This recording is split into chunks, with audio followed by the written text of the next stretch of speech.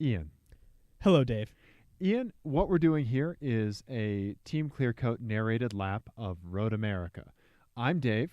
I'm Ian. We're the TeamClearCoat podcast, so we are an automotive podcast, but today we're just putting out a short video because we want to show amateur racers like my buddy Ian here. Very amateur. What it's like to drive a chump car or something of that caliber on the track at Road America. So, yeah. Ian, talk through why somebody would want to watch this video. Well, besides, no idea. Besides this witty repartee. Right. Well, when I was getting ready to drive Road America for the first time, I went on YouTube to try to learn the track a little bit, watch some in-car footage, and there weren't very many narrated laps in cars that were like normal everyday speeds. There were race car drivers doing narrated laps, but that sometimes doesn't always have a great translation. Like a one-to-one, right? Yeah. So I wanted to do some very amateur driver to amateur driver track notes. Right. And thought it might be helpful. Right. And on the other end of it, like I'm sure there's videos of guys with WRX STIs doing, the track, but this is something specific, right. Yeah. So race. Yeah. Yeah. So this video is of me driving a 1987 Maserati bi-turbo. Yeah. This mammer jammer right here. That's the one. During a test and tune day before a chump car race in October 2017. And it was maybe like my second or third flying lap, I think. So still kind of feeling out the car. We made a bunch of changes to it, including that Boss splitter that you see there. And we were having some boost problems. So those are all my excuses out of the way. Right. So what we're going to do is, besides this intro, we're going to show the lap, the in-car footage of the lap. We're not going to say anything. And then after that, I'll rewind the footage and we'll talk through the track corner by corner. So right now you're going to see, you're just going to see Ian here in the Maserati on one lap of Road America.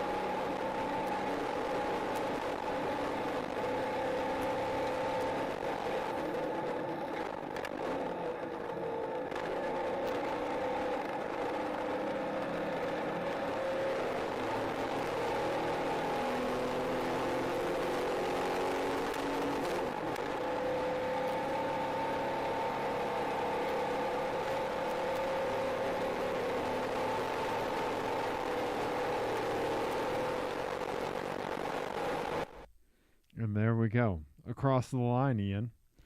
Yeah. Such as it was, yes. So, yeah, let's go through the lap really quick. We can start it here on the front straight. Yeah. So, you'll see me moving my hand over into the middle of the steering wheel. I'm hitting the radio button, mostly to complain about our lack of boost. We were down about 3 pounds of boost from where we were supposed to be. Yeah. So that's why some of my braking points are a little off. We were down on power, so we were, my braking points were a little bit different. But anyway, yeah, not here to have excuses about the lap. We're just here to talk about the line. Right. And so what would somebody want to know coming out of the straight into turn 1? Yeah. So here we are. We're climbing the hill. This is climbing the hill out of turn 14.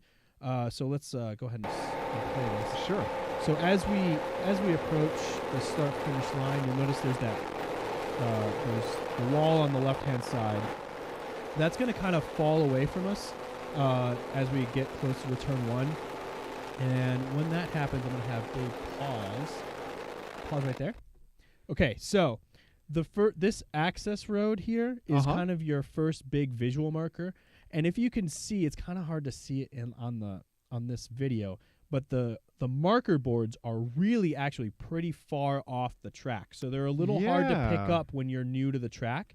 So this access road right here on the left is actually a really good first kind of, when you're learning the track, just first big visual clue to dial in that braking zone for turn 1. Yeah. And turn 1 is a pretty fast corner. It's like, for us, it was like 75, 80 miles an hour turn in apex speed. So it's a fast corner. It gets busy during a race for sure. Right. But let's go ahead and look at that. So yeah, you're gonna pick up your braking zone, find the apex. Like I did not. You want to get that late, and you can hit pause again. So you can take a lot of curb on the inside of turn 1. Okay. And basically, all around Road America, the good rule of thumb is if it's a painted curb in the dry, then then you can really use it. Oh, okay.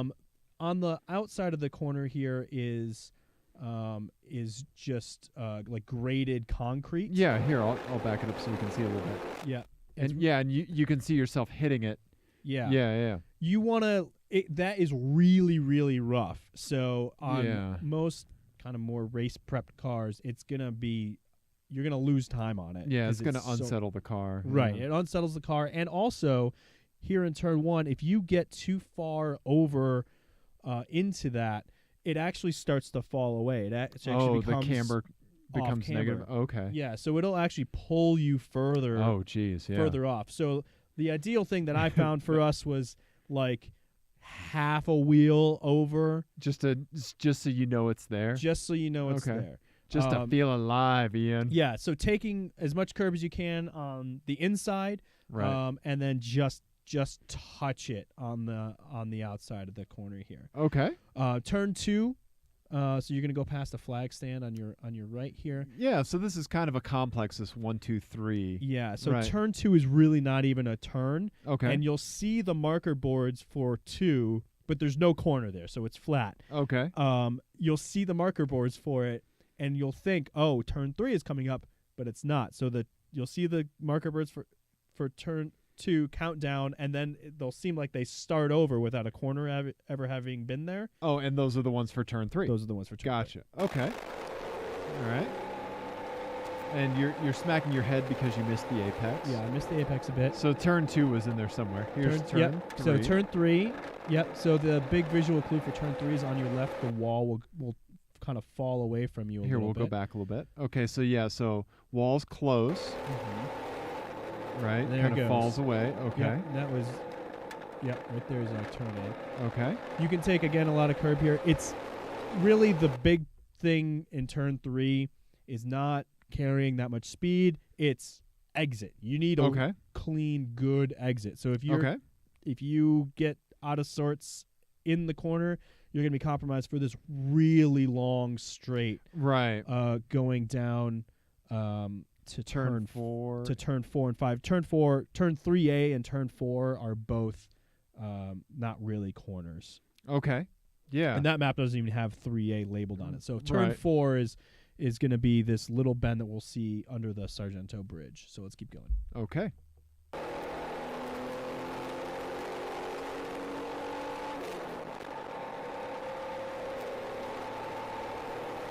There's the Sargento Bridge.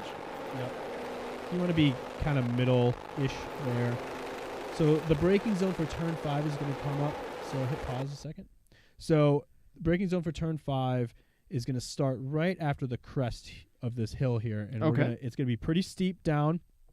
And it's hard to see on the video, but it actually sort of it's actually sort of crooked, the braking zone. Yeah. So as you're driving straight, if you drove straight, you would actually end up off the track to the right a little bit. So what I like to do when I'm by myself is to be sort of in the middle-ish of the track Right. and point myself at the outside curb Right. And if you're at the turn-in point and use that as my braking zone. right, And then the outside curb kind of comes to you because it curves. as you're going in a straight line, that road's going to come Right. back towards you. Obviously, Yeah. if you have people around you, you're not going to be able to Right. That's necessarily kind do of that. kind of a bad move. Yeah. Right, but this is this is what works for me, and I know a lot of other people do it. I think some people find it annoying that people do this, but it works for me. Hey, if you're by yourself, then yeah. Yeah. Right. Okay. And then so turn 5 is the slowest corner on the track, and you can see here it's Kind of crest the hill. really there, steep it's downhill. coming back towards you there. Yep. So just touch it with the wheel. And then here again is another section where it's that graded concrete that's Right. unpainted. That's really, really rough, and it kind of sucks you in. Yeah. So you kind of want to just touch it if you can, Okay. or avoid it altogether. Yeah. All right. So Turn now we're going 6. up to turn 6, Corvette corner. This is my least favorite corner on the track. Okay. I find it very challenging. Yeah. The biggest thing here when you're learning it is to not brake. So the braking zone is basically over a crest. It's Right. There's a crest. So the back of the car can get really light if you leave braking too late or if you do it at a bad time.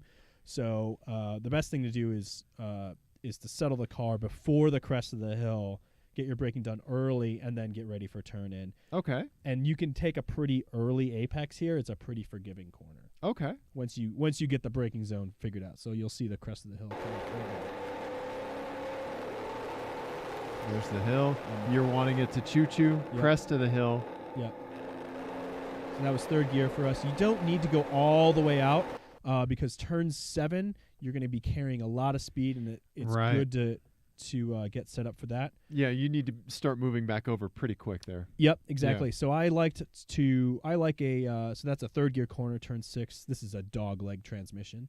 So I'm going to short shift to 4th and basically be flat through 7. I think on this lap I wasn't flat. I was still working up to it, but by the end of the day I was flat through 7. And this is a fast section, buddy. It's This very is- fast. This is a quick section. It's yeah. fun. Yeah, so you short shifted. You're in 7.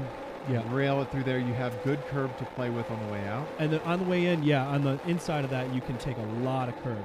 Turn 8 is a pretty much 90-degree corner. It's pretty tight. Yeah. I'm not very good at this one either, to be honest. This is another downhill braking zone. Okay. That's pretty tough, and you carrying a lot of speed coming out of 7. I'm glad you mentioned the altitude change because that's really hard to get the feel of on video. Yeah. Yeah.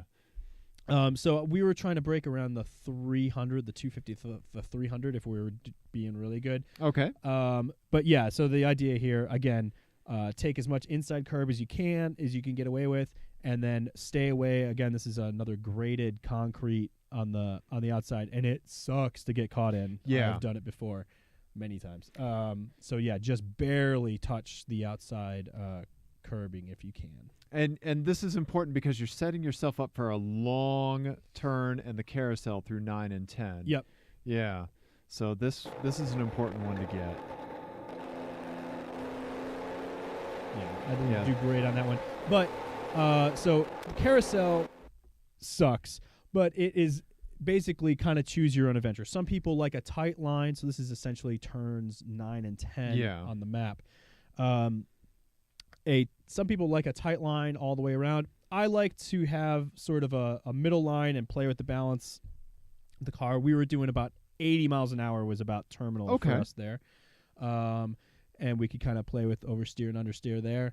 And then you're going to look for, there's going to be some inside curbing, which you're going to kind of try to pick up with your vision looking through the corner, and that's when you're going to start to turn in towards the inside of the corner and accelerating out from there. Okay. Yeah, let's watch that. It looked like you're out for a while, late apex in. Yep. And carrying through. So middle. And then I'll pick it up. You can see it right there. Yep, there's the painted curb. Yep. So I'm diving down towards that. Yep, there you go. Just get close to it. And out. And we're running the bend in this configuration rather than the kink. So the serious race car drivers, turn 11 is the kink, which is a flat corner. Yeah. A flat out corner. Trump Car doesn't run that configuration. We're running the bend. That was the other reason I wanted to do a video. There weren't a lot of videos of people doing the bend. Right, instead. right. Now this is a really important one, and this is one of those corners where if you look at just that corner, it looks like you completely bog it. Right. But all you're doing is setting yourself up for the right-hander. Correct. Yeah. Yep. So if you're running the bend like we are here, what you want to do is, again, brake as late as you can, but you want to be really late into the first part of the left-hander of the bend, and that sets you up to take the right-hander a little bit better. And the right-hander is deceptively a little bit tricky for a couple reasons, and we'll talk about it when we get there. So I like to just touch the outside curb there, really late. So staying in here. Yep. Yep. And then, in as much as you can. So I missed that apex pretty terribly on this lap. But there is a pretty big dip on that curbing. Really? The curbing actually is like sunk below the surface of the track a bit. Oh, okay. So if your car doesn't get upset by it, then by all means go for it. Okay. Our car was a little nervous on it, so I was trying to avoid that and trying to figure out the line through there. But the big thing is the exit out of here, because now we're getting into a really fast part of the track again. Okay.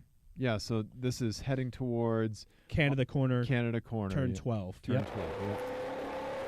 yeah. So the other thing to keep in mind, if there's any moisture during your session at all, the last place that it's going to dry out is this section here. It's really heavily shaded, and it's the lowest part of the track. Yeah. It's also pretty bumpy back here, so this braking zone is really bumpy. You can carry quite a lot of speed through here, so you can take a lot of inside curb if you can. Again, avoid that outside curb. Here, this is another place where I short shift, and this is pretty flat through here. This is a kind of a blind faith corner where you have to just keep your foot down and trust that the track is going to come back to you. There's a lot of runoff here.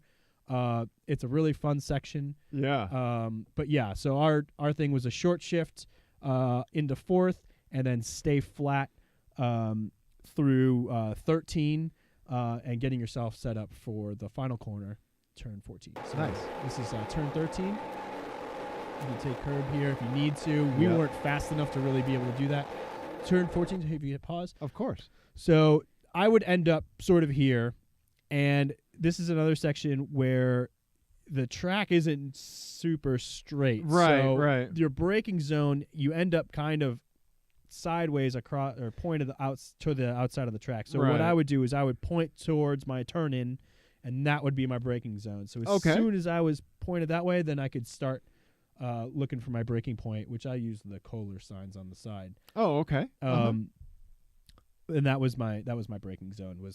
So it's going to look like I'm in the middle of the track, but by the time I turn in, I'll be nearly touching the outside curbing. Okay. And again, here, it's better to basically overslow here, right, and emphasize exit, because then you're going up the big hill. Yep, long straightaway. Yep. Long straights at Road America. Right. Yeah, very punishing on cars. Long straights, hard braking. Long straights, hard braking. Yeah. And you can take a lot of curb here, like I did not. But that's pretty much the Yep, and there you go. Then big straightaway. Mm-hmm. Yep, uphill, uphill, uphill.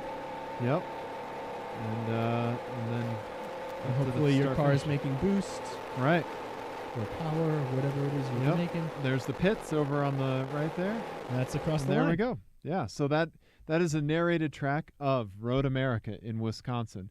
An amazing track. Should you get to run it, Ian and I highly recommend it. Yeah. So if you like this, check out our other videos on YouTube. We are an automotive podcast first, Yep. So yeah. TeamClearCoat.com. We're on all the social iTunes, medias, Stitcher, all the places. Instagrams, all that place. So yeah, rate and review us on iTunes and give our podcast a listen. And let us know what you think. Thanks for watching, everybody. All right.